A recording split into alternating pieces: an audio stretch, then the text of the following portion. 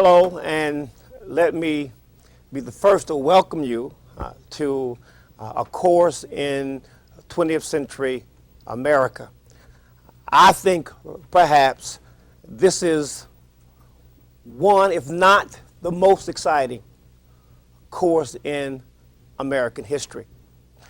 And as we talk today, as we talk about the course, as we talk about the nature of history, I think you will find out why I think that this period is absolutely incredible. First, let me just get a few of the administrative details out of the way. Most of you should have a syllabus by now. I think that the syllabus is pretty much self-explanatory. This course is basically lecture-oriented, although I welcome input both from the studio audience and for those who are on the off-campus sites. Certainly, as we go through the 20th century, I would be incredibly surprised and perhaps disappointed if you did not have some questions. Indeed, I will have questions, because as you will see in a moment, that as we discuss the nature of history itself, history does not exist in absolutes. It is not written in black and white contrast. So please, as we go through this semester, as we look at America from 1900, hopefully up to the present, you will offer your own insights. You will offer your own feelings about what historians have said about a certain topic or a certain period. I have assigned a textbook. The textbook, I think, primarily certainly is one of the best textbooks in 20th century American history. James T. Patterson is an excellent writer. He has taken the material, I think, and presented it in an engaging and informative and exciting way. What I think the textbook accomplishes or should accomplish for you and for us in this class is that it will give what I will argue doesn't exist in a moment.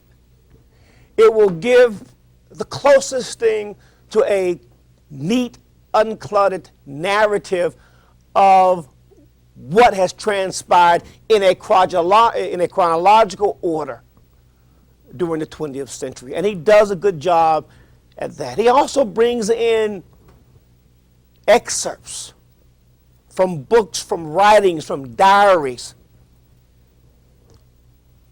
from newspapers that will also help give you a sense of the time. Because certainly it is only half, you're only halfway if you give people the facts. Right? And then we'll discuss in a moment what do we mean by facts. But you have to be able to feel what it was like at the turn of the century. What it was like to be a worker. What it was like to be a woman. What it was like to be a black. What it was like to be the president of the United States. If you can't feel that, then we're only half successful in looking at American history, or any history, in fact. I think Patterson will help me in that regard. But not only Patterson, I have also assigned 2 outside reading books, which you note on the syllabus.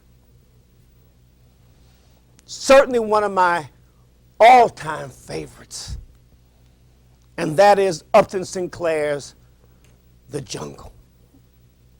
I guess I can't count the number of times I've assigned it because students love it. And why do they love it? Because it really is not, in the strictest sense, a history book. It is a novel. It is an expose, which we will talk about, from the progressive period, which will expose what was taking place within the meatpacking industry in Chicago, and how that seemed to be a microcosm of the world as we entered the 20th century in terms of working, in terms of the plight or the circumstances of the working man. The reason I use it is that while Upton Sinclair was a novelist,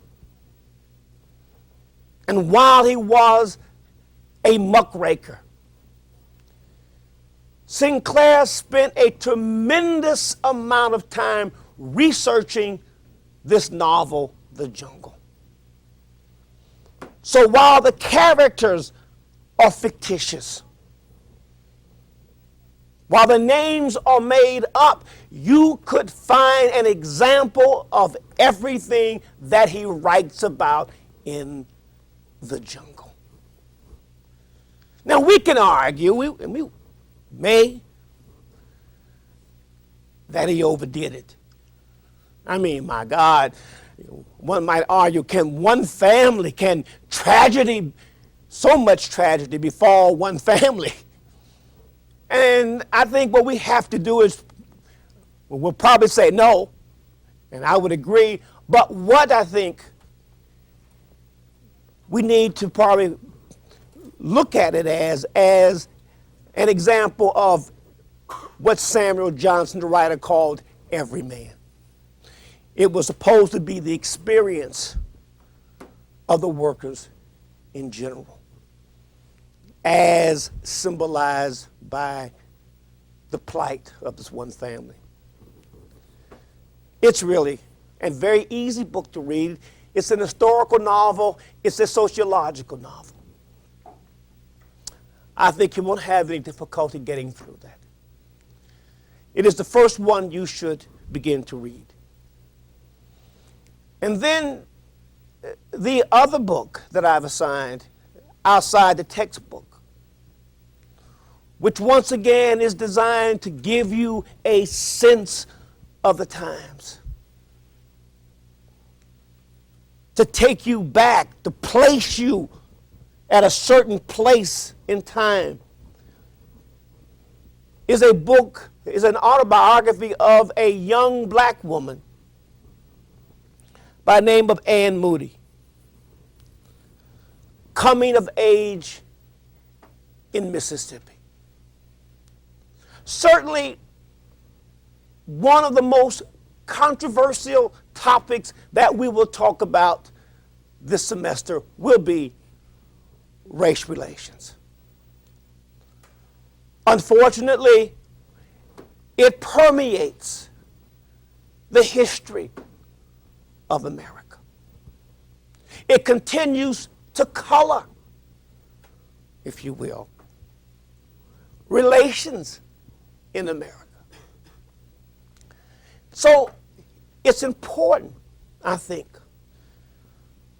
to look at what was taking place as America undergoes a basic change in the 1950s from the perspective, the personal experience of this young woman who grew up in Mississippi, and how she viewed the world as the world was changing, and how that change, both the old and the new, impacted upon her. It again is one of the most popular books. in American history, certainly in terms of autobiography. I know what you're saying, what you're thinking. You're thinking only 3 books.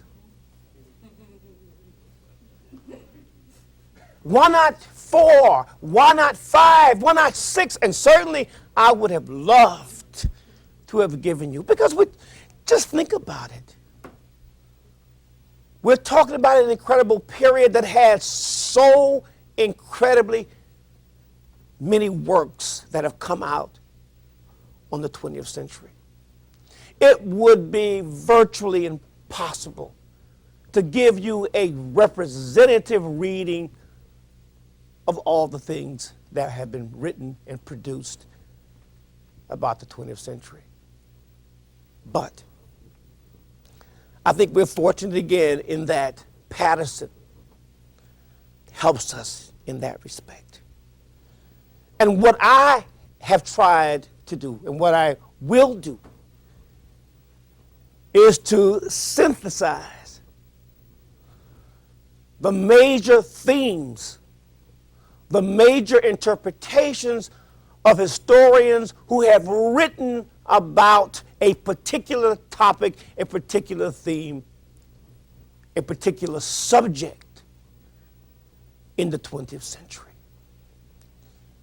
And hopefully, in the end, we will come up with a fairly representative interpretation of just what took place between 1900 and the Clinton presidency. Although, as historians, and I will confess to you, we are uncomfortable getting too close to the present. At least I am.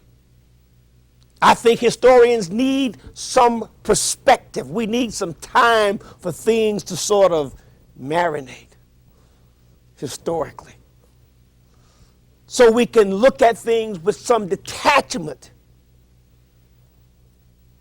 Because the truth of the matter is, if we write history now, are we not personally influenced by those events? We must be careful that we're not presenting current events and history. So I have to always caution.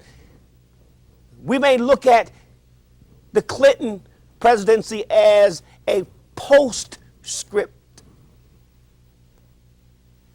of things to come. Possibilities, possible interpretations, but certainly I would never say anything about what is taking place the last 6 or 7 years with any definitivity, because think about the sources that we are not privy to yet. Think about the information that has not come to light. Historians, if they are worth their salt, must be able to document history. And it's too soon to draw hard and fast conclusions. So we may look at the Clinton presidency, but only as a postscript. I'm far safer, I think, in looking at the Reagan years. Because enough time has passed where we can make some pretty hard comments about what took place during those years, which is almost about to get me into our discussion of the nature of history itself. And normally I would have used that as the segue, but I need to look at the rest of the administrative stuff. As much as I don't like them, I really don't. I'm not sure what they prove. It is traumatic. I remember when I was a student, it was the one thing that would always just make me just always nervous on that particular day. And you know what day that was. That was exam day. How I wish that was a way for my professors to find another way to evaluate that I knew everything. But unfortunately, they wouldn't take my word for it, that I knew everything. So tests, I suppose, are an imperfect way of trying to find out whether or not you have at least mastered the basic facts. It doesn't mean that you agree with them. In truth, I do not ask students, and in fact, I would caution them in believing everything that is presented as a fact, as I'll talk about again in a moment. But as we look at the course, we will accept these things as working facts for the course. And I think that you should be able to master, you should have some ability to do historical analysis for the exam. In this class, essentially the exams will be multiple choice, fill in the blank, true and false, that sort of thing, cause and effect relationships. The dates are there on the exam, on the syllabus. And while I don't think there will be any problems, if by chance, there's always an outside chance that we have an eclipse that day, or that, as when I teach the first half of American history, I talk about witchcraft, and there's a term called maleficium. That is, somebody's doing evil and darkness to other people. And just in case on that day somebody decided to really put it on you all that day, and you don't do well. That's a thing hardly to be imagined. But if in fact that happens, I will find a way with extra credit to help out. Okay? But I don't think we might. We probably won't have to resort to that. But if we do, I will. I'm in your corner, so to speak. I think my office hours are there. My phone number, my email. Feel free. In fact, I encourage you to stop by.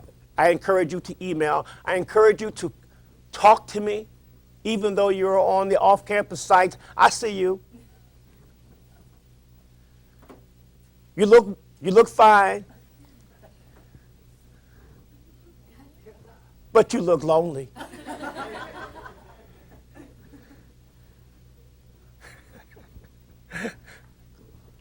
Feel free to jump in anytime with your interactive device that I call a technology.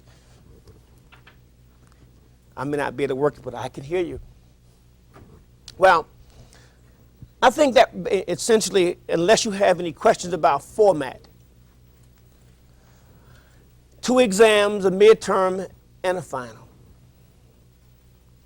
The final is not cumulative.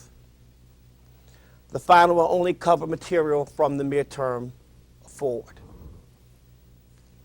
So, and my reasoning behind that again is that sometimes students don't do as well on the first exam. Sometimes it takes a period of adjustment to a professor's particular style of giving exams. And they almost invariably do much better on the second exam. So I want to make the second exam twice as much to offset, again, any of those bad vibes in the air for the midterm. The only thing I ask you not to do is to engage in academic roulette. And that is, don't try to guess which questions I'm going to ask. Simply because I may have a passion for Theodore Roosevelt, and I do have a passion for Theodore Roosevelt. I may have a passion for him, but I may not ask a lot of questions from him. So make sure you read the textbooks and make sure particularly you take notes and review them. And I think that should be sufficient. And bring an open and inquisitive mind. And be willing to ask me questions. I can't say that I'll be able to answer every one of them, but I will try. I will give you my spin on something. The truth is, and now we can get into the first part or the formal introduction to the course, unless there are questions. And I feel like sometimes the Baptist minister, I feel like the next thing I should do is pass a basket around.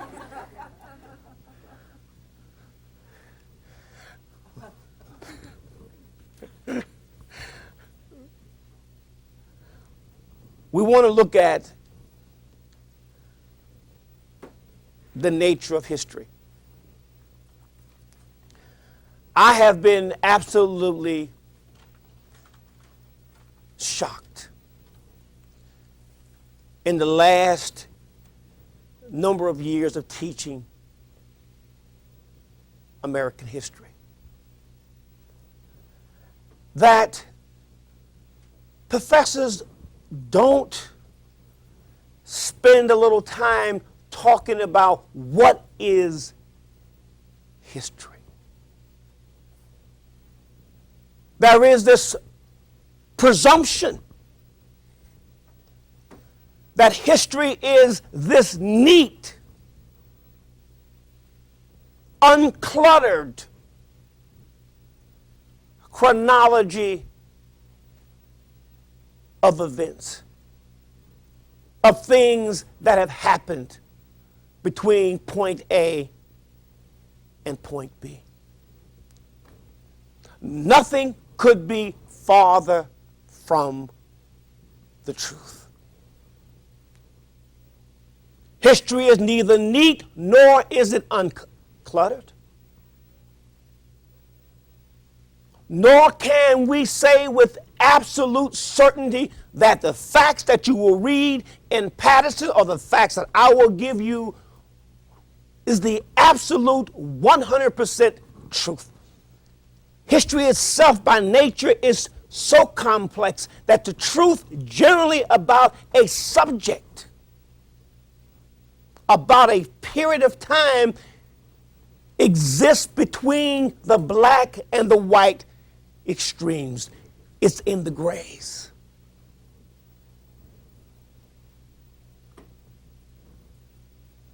Why is this? And everybody has an opinion about history. Surprisingly, there are people who don't like history and have some peculiar ideas about our craft. Samuel Butler wrote that God cannot alter the past, but historians can. Whoa. I get the feeling that he has some reservations about how we go about our work. But I think he raises a valid point. History is the sum total of what men and women have thought and most importantly have acted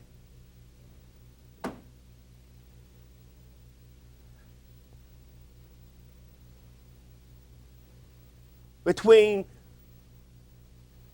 in this case, the 1900s and 1990. but history in general is the history of past human behavior. Now, if you look at history as the study of past human behavior, then we look at the complexities of history. Then we look at the difficulty that historians have at arriving at a fact. Because what really happens is that historians will study writings, they will look at documents, they will look at minutes of meetings, declarations, old books, and from those autobiographies, newspapers, old ones, from that historians will not simply tell us facts, but they will distill facts from those sources. In other words, historians just don't give us facts, they create facts according to how they view what? The sources they have looked at. Now, is that dangerous? It can be. What we try to do as historians is to look at, to be as honest with ourselves as we can. We use the word objectivity. No one is totally, completely objective. Why? Because as we view these sources, as we write history, as we teach it, do we not bring to that discussion or that writing our own personal what? Experiences. We bring to it the way that we see the world. Is it no wonder then that we can take a topic and have historians look at the same material and come up with two distinct, different interpretations? Sometimes three, if you could include the Marxists who always come up with something. It is not necessarily that they are consciously what?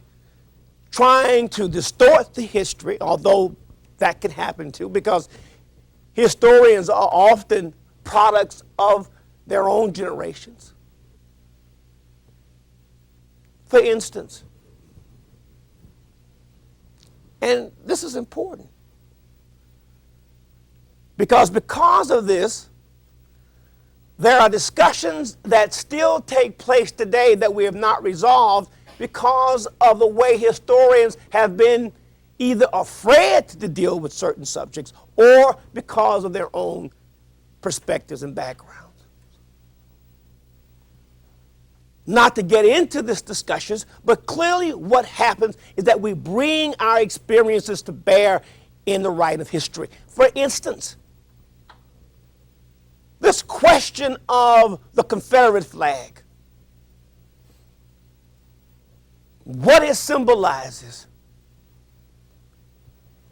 is not just simply a question of a group of a region of races who want to continue to perpetuate a symbol. Or is it simply a group of people who want to tear down a symbol that represents to them racism? It is two groups who are bringing what? Their perspectives, their experience, their version of history to bear.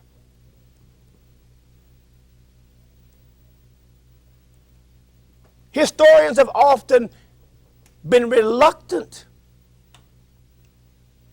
to address two periods, and there's almost, and it's a good thing we won't look at those in great detail, but the two periods which have elicited the most controversial interpretations have been the Civil War and Reconstruction. And amazing as it may be, as it may sound, after all these years, historians and people are still fighting, are still offering divergent, contrasting, and conflicting interpretations.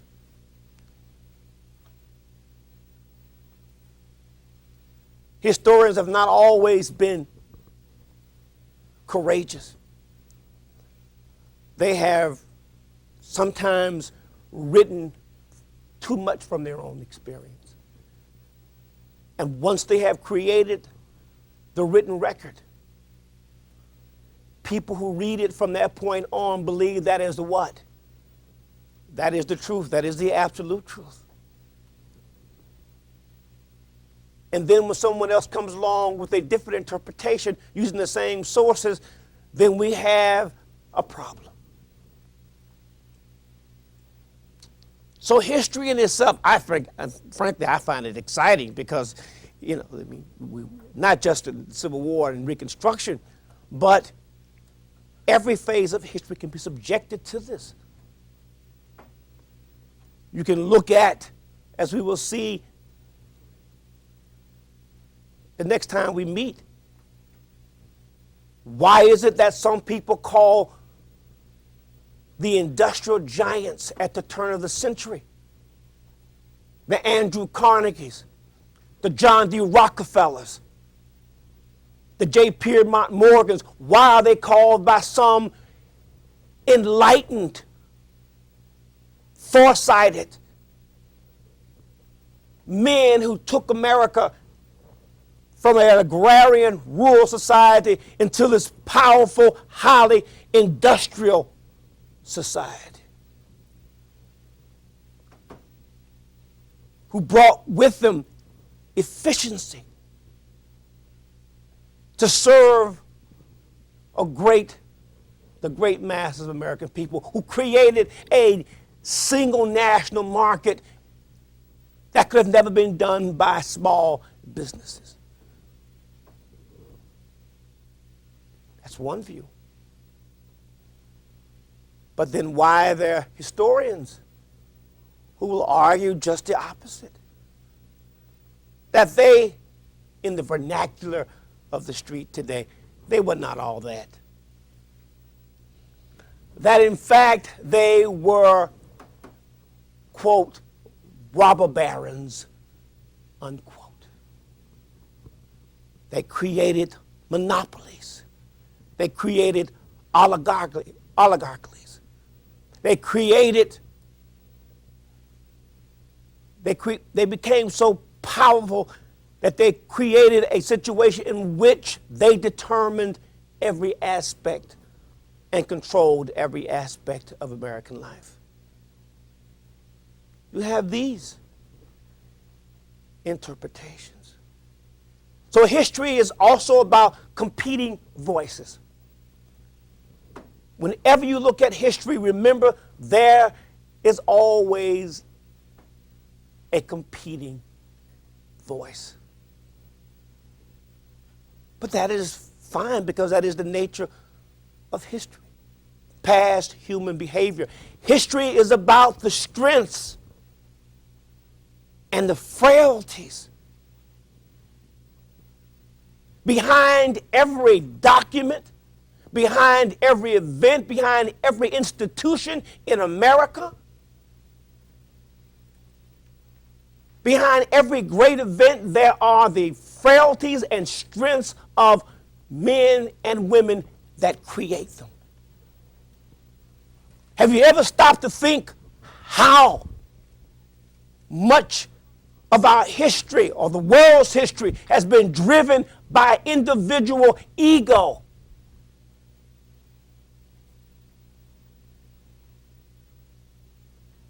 Or individual insecurity.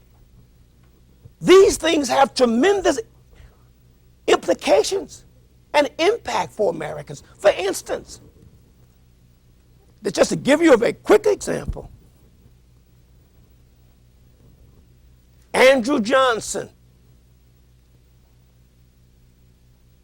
who will succeed President Lincoln when he is assassinated and he goes to the great log cabin in the sky. Andrew Johnson seemed at first to the Republicans to be a man who was determined to join them in punishing the South. Indeed, he went so far as to say that those who had seceded from the Union, the Southern states, were indeed traitors. And then he said something else that really was very interesting, and which makes our point about human nature and how it influences history. That they were traitors, and traitors must be impoverished. Impoverished. That's an interesting word to use to punish people whom he considered traitors. Well, we find out later on that it's not that simple. If we look at Andrew Johnson, Freud has told us. Freud? You say Freud? What does Freud tell us about history? Freud tells us that if we study a man's background, if we know where a man comes from, his personal history, his biographical determinants, we can predict what that man will do, or we will at least be able to understand why he has done it. When we look at Andrew Johnson's background, we find out that all of a sudden his support of the Republicans and his call for the impoverishing of Southerners is a very human thing. Has very little to do with ideology or philosophy. It has to do with the fact that Andrew Johnson grew up as a poor white in North Carolina. He was born as a poor white in North Carolina, so poor,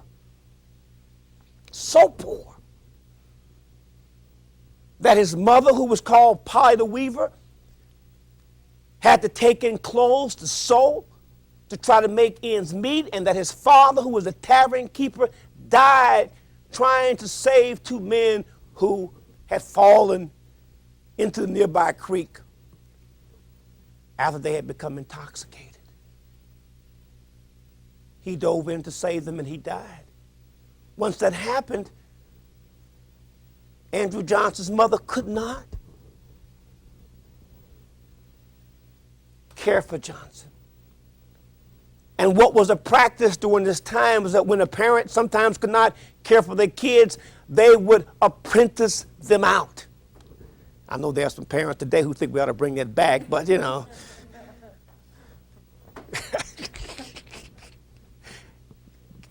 Give me the contract. But he was apprenticed out. And the man that he was apprenticed out to, who would pay his mother money and would supposedly teach him a skill and help him take care of himself, provide for him, beat him, abused him. And so Andrew Johnson ran away. The man was a wealthy landowner.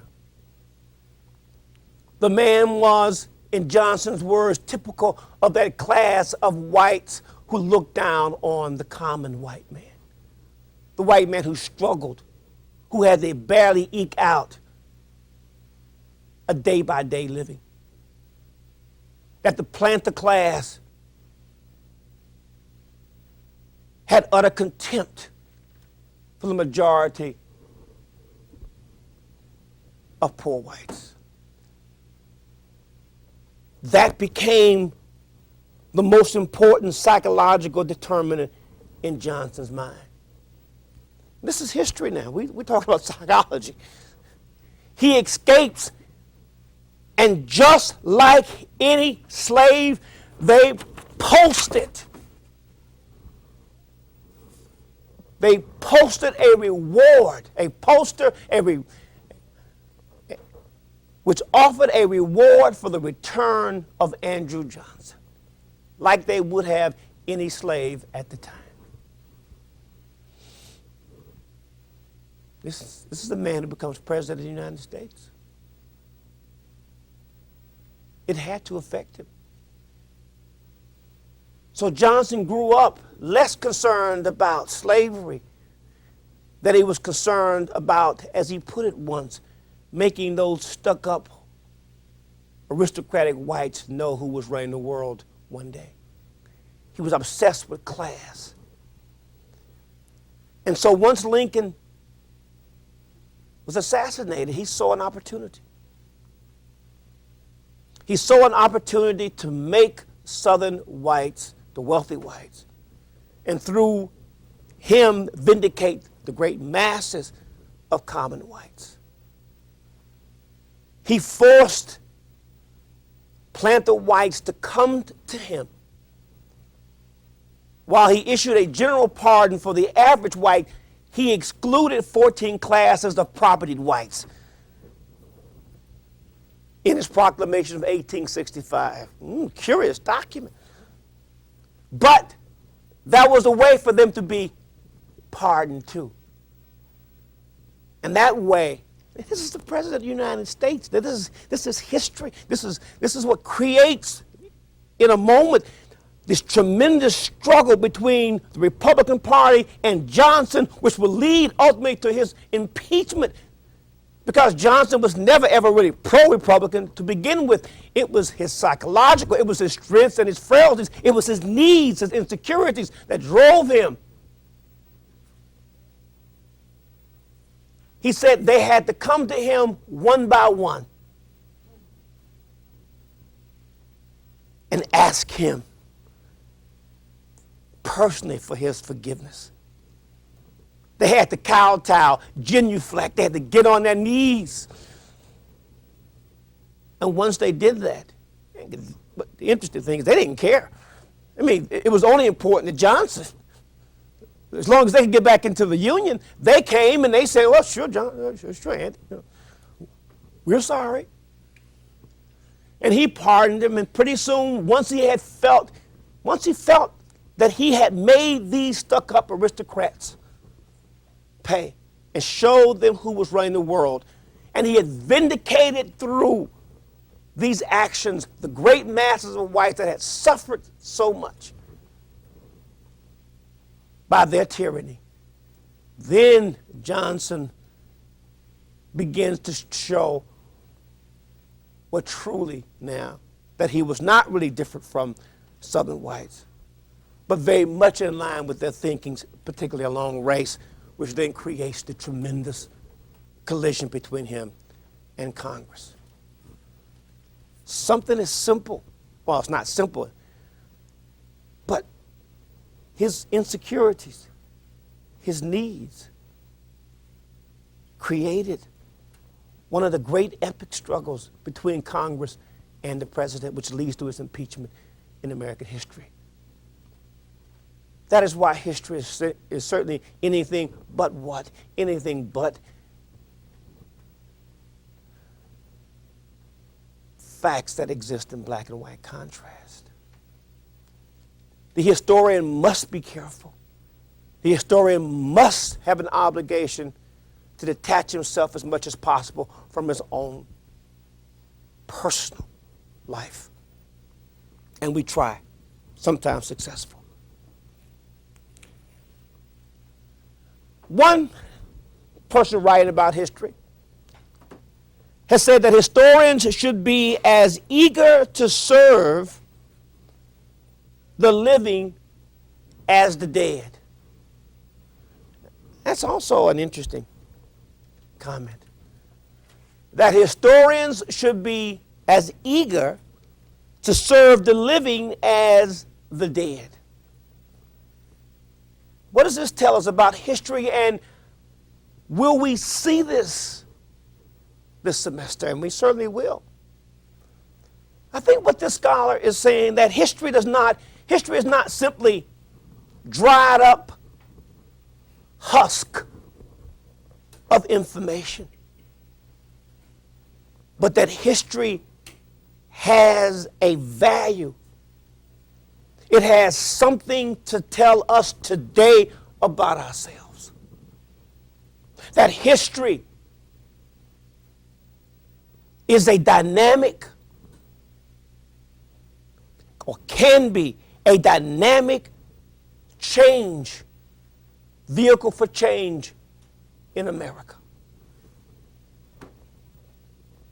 That we cannot escape our past, and that we can learn from our past. The old notion that history, I'm sure you've heard it, history repeats itself. Have you not heard that over and over again?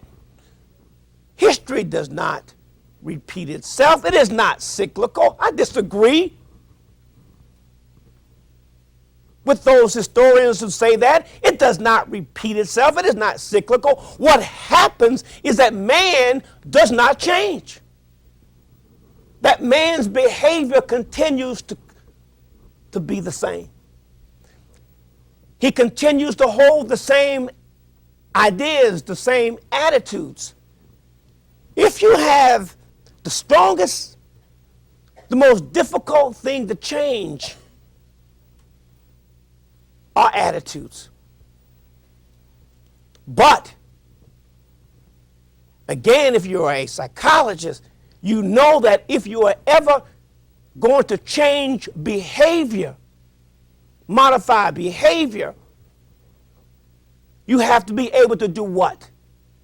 Change the way you think. So historians have an opportunity. We have an opportunity. We have a duty, an obligation, a mission to look at history as a vehicle for change. To present history in such a way not to create good guys and bad guys,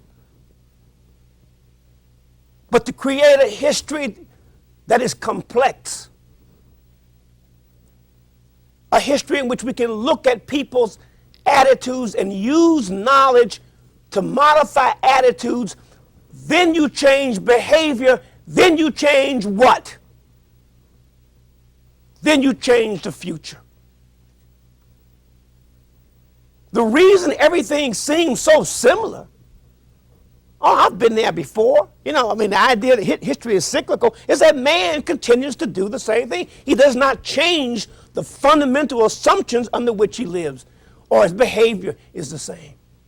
If we changed all our attitudes about race by using knowledge and information, then we would change our what? Eventually our behavior. And then we would get rid of interracial problems or class problems or male-female problems. But people don't. The difficulty is that, one, historians don't look at history that way. We're not. Well, what do you mean? What do you mean? That's our job. Our job is to simply just tell it like it is. We already know. We don't know what it always is because it's too complex. But if we use history to show these human frailties that create history and the strengths, certainly we could not survive today if it were not for the strength of people too as well. If it were not for noble instincts of Americans that we will see in the 20th century. If it were not for creative intelligence that I'll talk about when I look at Walter Lippmann in the progressive era, of how man has the ability to change anything he wants because he has creative intelligence. Historians do have an obligation to point people in that direction. But they certainly have more than simply just to say history repeats itself, because it really doesn't. So, we do need, and most students hate history. Well, I'm not hate, it's just a harsh word. But most students avoid us because most don't feel there is anything to be what?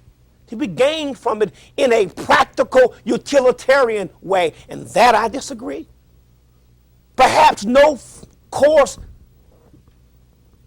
in the university has a greater practical or utilitarian application than history if it is expounded and taught properly. Because we talk about change. We understand change. Arthur Wendell Holmes, the great Supreme Court jurist, said it's impossible to understand who we are,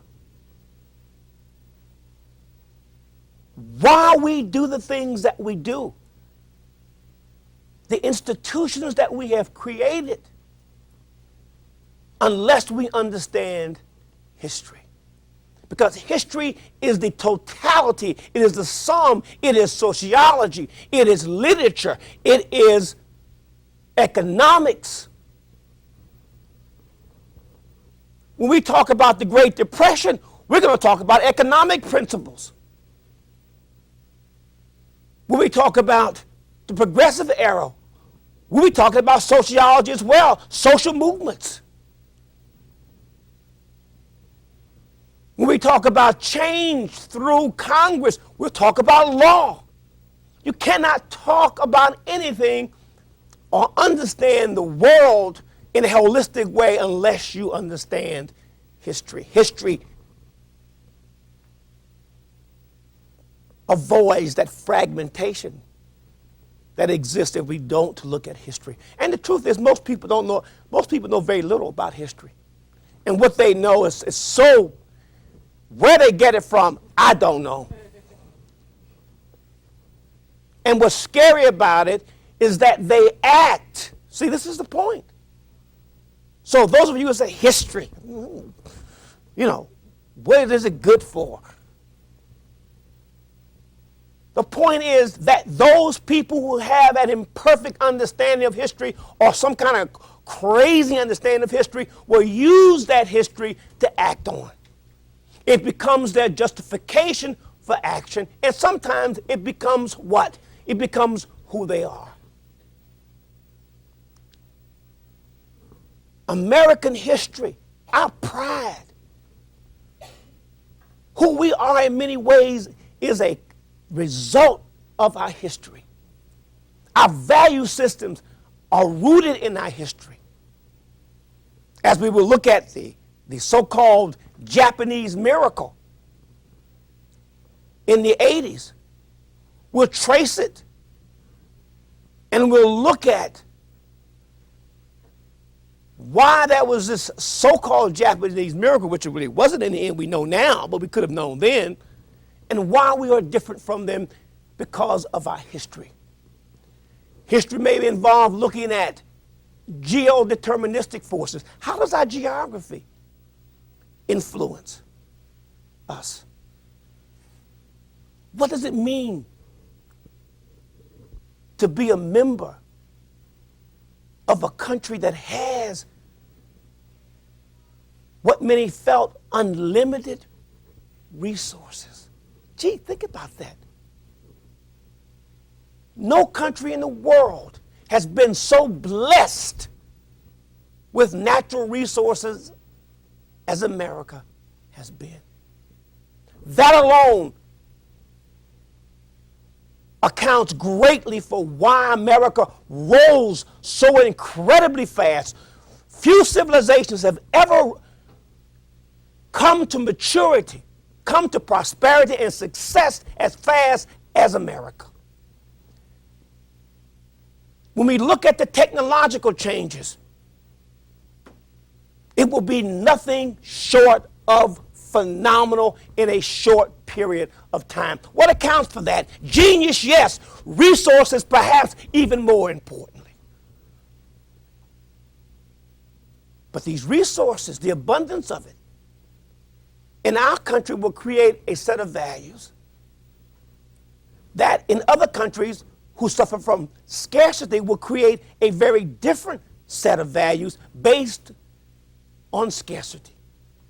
You create values in harmony with either the abundance of resources or the lack of resources.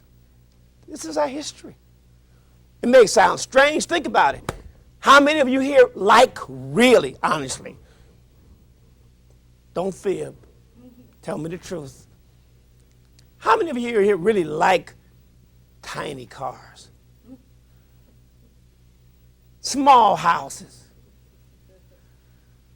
Anything small. I mean, we live in a state that personifies bigness.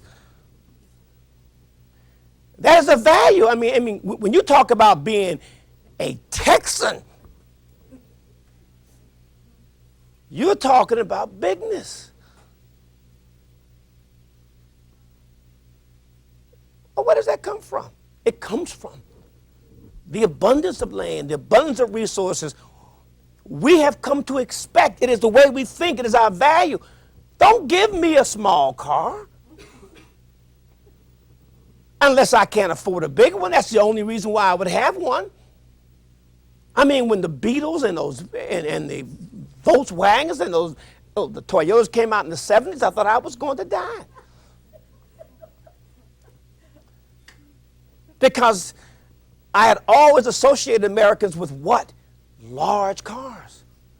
Cars that look like rocket ships that we'll talk about when we see them. My father's 98 Oldsmobile in 59 had a wingspan looked like the Challenger.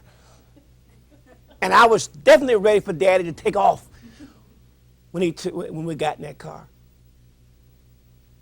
It would have been hard for him to ever.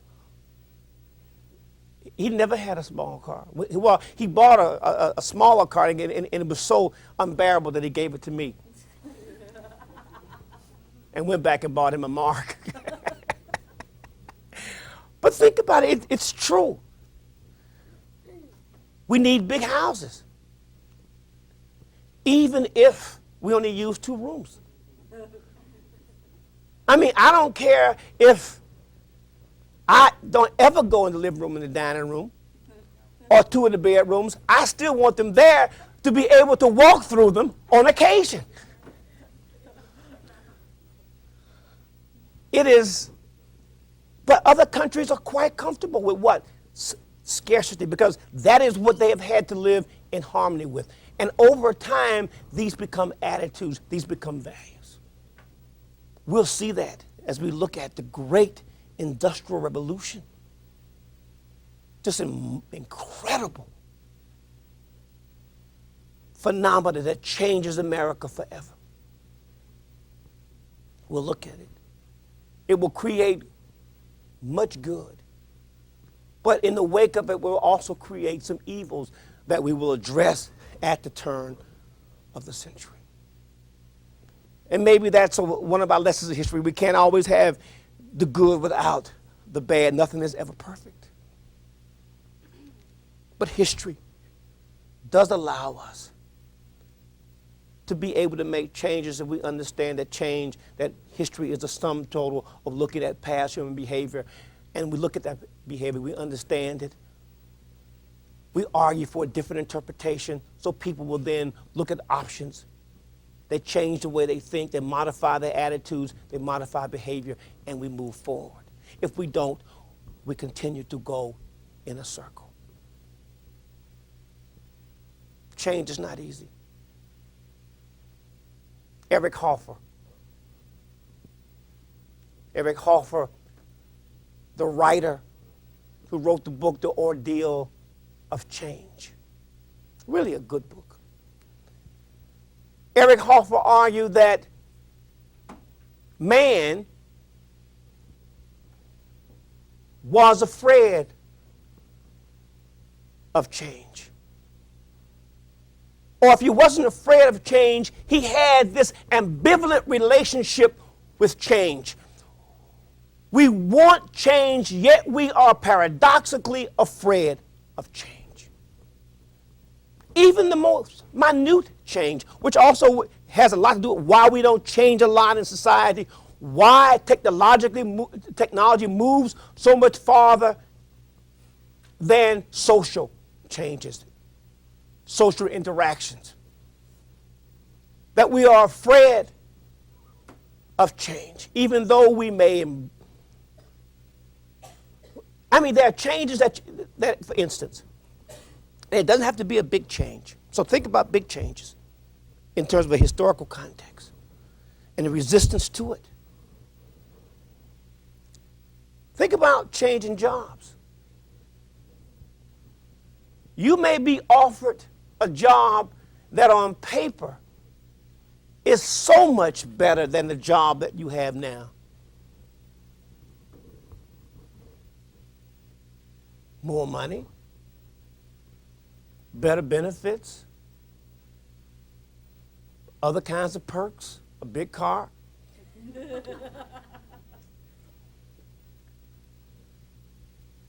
How many people, though, would hesitate on making a change? And why would they? Because we are afraid of what? The unknown. At least the job that I have, I know what to expect. Yeah, I don't like my colleagues particularly, but at least I know where they're coming from. I don't know what it may look good to me, but what happens if it turns into a nightmare? And it happens. Or what if I have a boyfriend or what if you have a husband who you already get rid of? He hasn't been good to you. In fact, he's been awful. Even if you don't have children or anything else, there are people who hesitate because they are afraid of, well, I may get rid of him, but the next person may be even worse.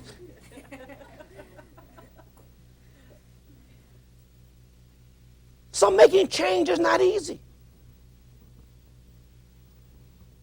Even when you know, you can be confident and still be afraid to make change. Think about it in terms of history. Think about the turn of the century. Think about what people felt when suddenly they could, with the refrigerator car, they could have meat in New York that came from Texas. Think about how they felt about that at first.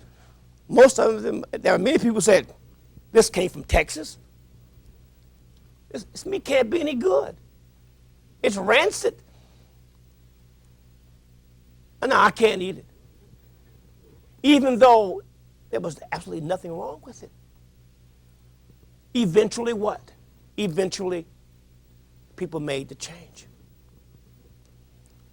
Changes like that, changes like the status in women that we'll see. While these changes are often the result of male chauvinism, they're also the result of fear,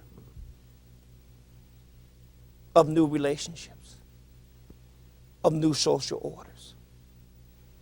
So change is what we'll be talking about. And the most interesting thing about this period is that the 20th century is a period of absolute constant change. If there's one characteristic of the 20th century, it is change and transition. But while it is always change and transition, there's always this paradox that while there is change, there's also a group that wants to do what? Wants to bring back the old way. That will oppose change. That will argue change is not always good. So you will always have this constructive tension between change and those who do not want change. but change will happen anyway. Change is inevitable. Well, I guess if we were watching a Star Trek, resistance or change is futile.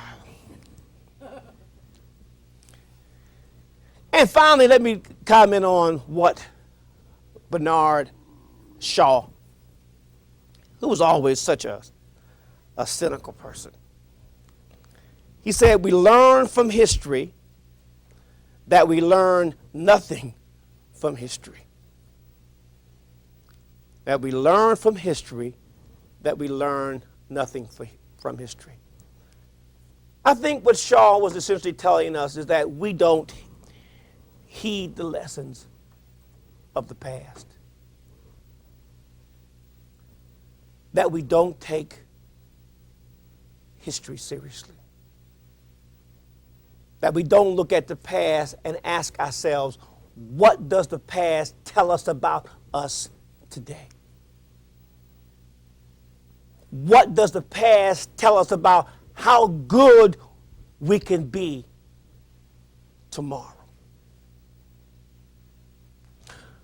I'm not going to be dishonest with you and tell you that history is emotional. Because certainly many of the things that we're going to talk about are emotional. We're going to talk about death. We're going to talk about pain. And often people don't want to view history because they don't want to deal with the pain. They don't want to face the unpleasant things that have happened. That many of the things that we will talk about in 1900, we are still trying to resolve in 2000. But the only way to resolve them, to get past them, is to deal with them, to confront them. So we have to do that. I want to read, when we talk about this thing about history, history is also one of accepting responsibility. And let me read, even theologians, surprisingly enough, somehow give us insight into our understanding of history. I came across this writing, this essay, and I'll read it. It's a very short one, by Howard Thurman, a theologian but a philosopher as well. And this is where we are today as we begin our journey in 20th century America and how we deal with it. It is called When Knowledge Comes. The setting is the Garden of Eden. Adam and Eve are the central figures in an idyllic surrounding. All is peaceful. All is innocent. They are told by God that they are free to do anything except one thing. They are forbidden to eat the fruit of the tree of knowledge, which grows in the midst of the garden.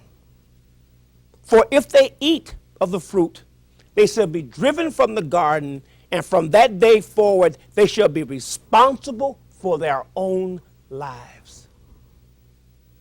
They eat of the fruit. They are driven out of the garden.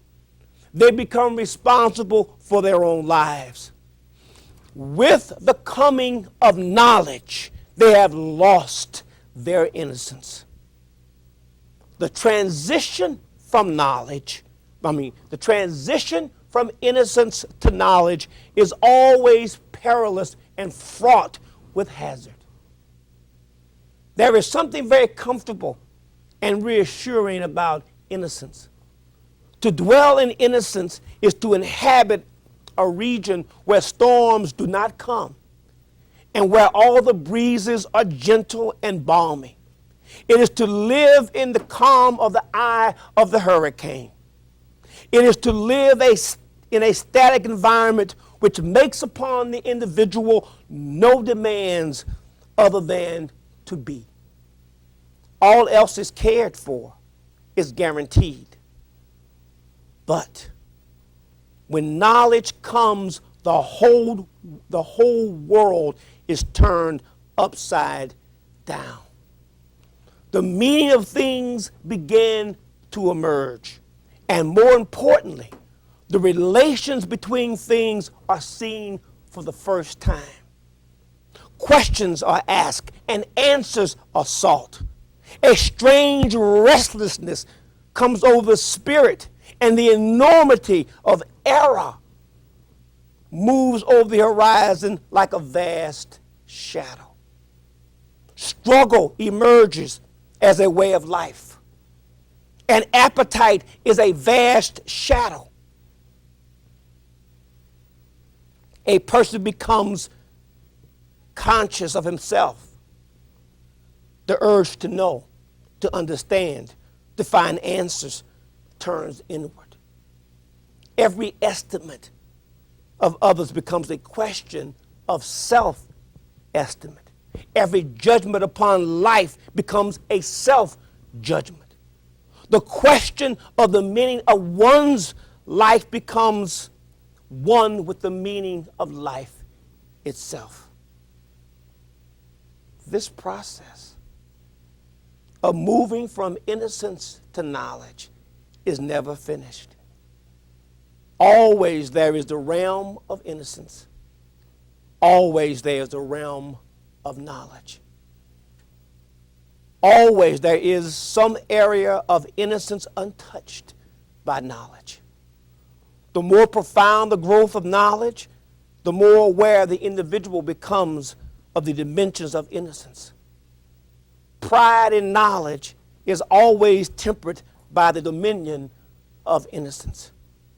Often we do not become aware of innocence until we experience knowledge. The setting is the Garden of Eden. Adam and Eve are the central figures in this idyllic surrounding. All is peaceful. All is innocent. They are told by God that they are free to do anything except one thing. They are forbidden to eat the fruit of the tree of knowledge, which grows in the midst of the garden. For if they eat of the fruit, they shall be driven from the garden, and from that day forward, they shall be responsible for their own lives. They eat of the fruit, they are driven out of the garden, they become responsible for their own lives. That is what life, that is how life has transpired. In a sense, that is your obligation and my obligation here today. That as we study history,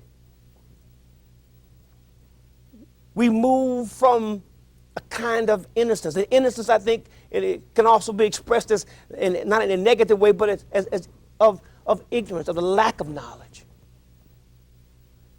That by the end of this course, once we have gone through what has transpired in America during the 20th century, once you have a relative understanding of the truth as close as we can get to it, you then have an obligation. You then have the responsibility to do what?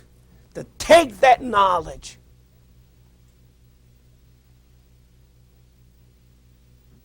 and use it. To apply what you know from the 20th century to improve the quality of lives for America in general. When we meet again, we'll look at the events that shape the 20th century and move in and begin to talk about the progressive period.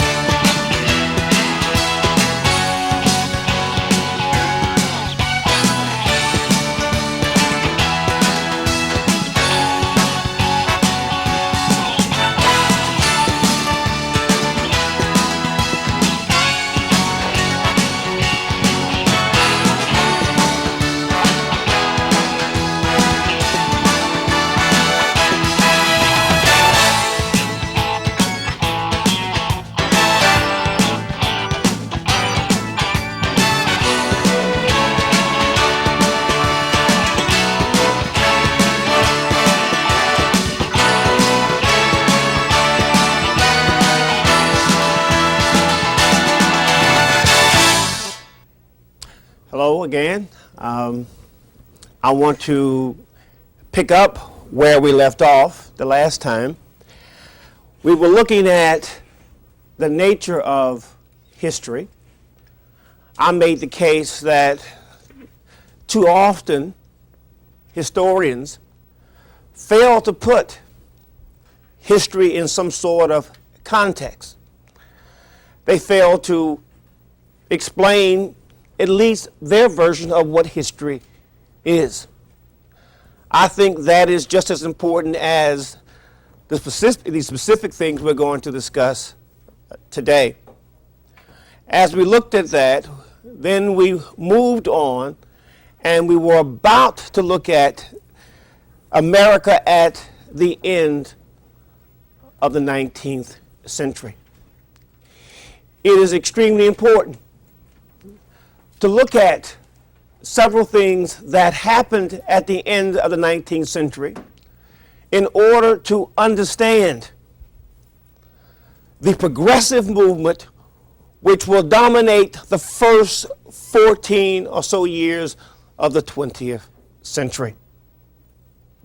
Before we look at that, though, I want to reiterate that if there is a consistent theme throughout the 20th century, it is one of change and transition.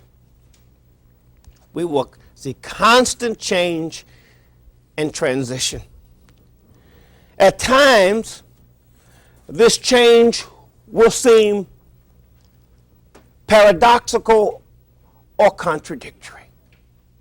But that again is, as we talked about the last time, it is the complexity of history itself. Certainly no period makes this point than the Gilded Age or the last 30 years of the 19th century. On the one hand, it is an incredible period of economic and intellectual growth. Let's look at, I think it's important to understand the intellectual currents that dominated American thought from about the 1880s to 1900. One of those has been described as the ideology of success. The ideology of success, or the promise of mobility and reward, came about. It coincided with the Industrial Revolution of the late 19th century. In many ways, both reinforced one another. What do we mean by the ideology of success? It was believed, and it constitutes, let me point out, it constitutes a basic value that Americans have shared from its inception, from the founding of our country to today. And that belief is, in terms of the ideology of success, is that if we have certain traits and characteristics, if we accept certain values, America is a country, is a land of unlimited opportunities.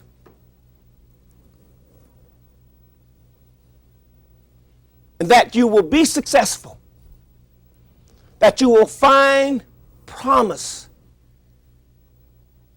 if you exercise, if you will adopt certain traits. The two most important was one, industry, and by industry I mean drive, ambition, initiative. If a person was willing to work hard. If a person showed initiative, that person was well on his or her way to success. The second trait that one had to have then, and I suggest to you that it is a trait that we must have today to be successful, beside industry, is economy. And what do I mean by economy? I mean restraint. It was argued that a man or a woman had to exercise restraint in every aspect of their lives.